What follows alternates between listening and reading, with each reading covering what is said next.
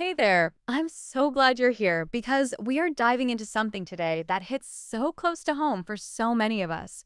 We're talking about that heart-wrenching, hair-pulling transition from an only child to a big sibling. Listen, I know it feels like your sweet toddler turned into a stranger the moment you brought that car seat through the front door. But before we get into the how-to, we have to understand the why. Your toddler isn't being naughty. In their little brain, this isn't a family expansion. It's a survival crisis.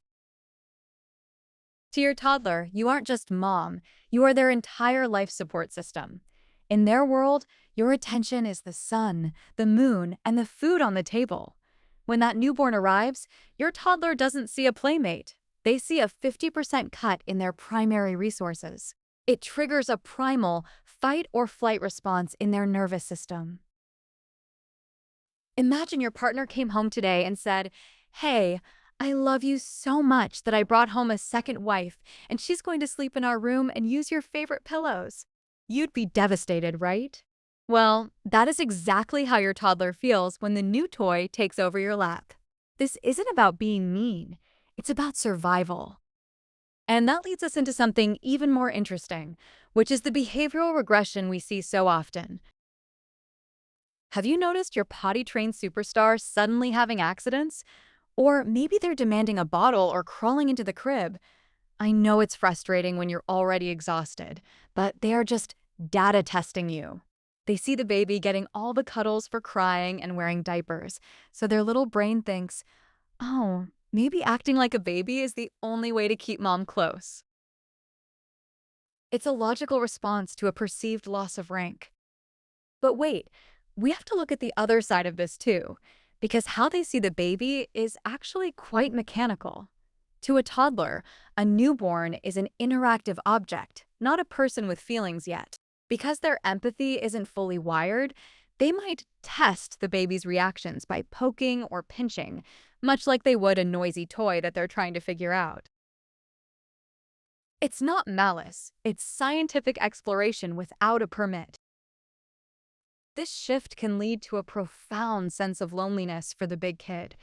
They lose their status as the center of the universe, and that loss of rank often manifests as increased temper tantrums and an anxious attachment where they won't let you leave the room. The AAP actually released a report this year confirming that sibling regression is a totally healthy developmental adaptation. They recommend special time rituals to help regulate your older child's cortisol levels because their stress is very, very real. But here's the beautiful part. This struggle is actually an empathy gym. A sibling forces the brain to develop what psychologists call theory of mind. By watching the baby's needs, your toddler starts to realize that other people have feelings and needs separate from their own. It is the literal foundation of lifelong compassion, and you are watching it grow in real time, even if it feels like chaos right now. I know it sounds crazy, but this conflict is the best thing that ever happened to their social development. So, how do we fix it? We look toward a brilliant concept often used in Asian parenting. We need to talk about the daga, or dadi, honor. In many cultures, instead of just being an older brother, the child is given a high status title that implies leadership and prestige. You aren't just a sibling, you are the big leader of the family team. This simple shift in framing changes everything for a toddler's ego. Instead of feeling like they've been replaced by a new model, they feel like they've been promoted to a management position.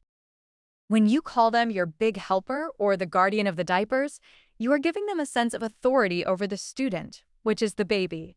They go from being a competitor for your love to being your partner in caring for this tiny, helpless creature. Listen, here's the deal. Children who are assigned nurturing roles show a 40% increase in social competence by age 5. That is a massive head start in life.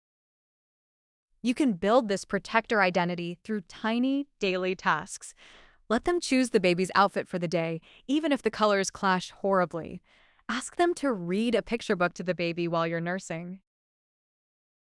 When they feel like the baby belongs to them as much as to you, the physical aggression drops significantly. They stop seeing a rival and start seeing a protege. The CDC's 2026 milestones remind us that by age 3, kids are fully capable of this kind of prosocial behavior, but there's a catch. They will only help if they feel their own security is not under threat. So, keep those special time blocks non-negotiable. Even 10 minutes a day where the baby is in the bassinet and you are 100% focused on the toddler can lower their stress enough to make them want to be a big leader. You're doing a great job, Mama. This season is loud and it's messy, but you are building a bond that will last decades after the diapers are gone. Just remember, they aren't giving you a hard time. They are having a hard time, and you're the only one who can lead them through it.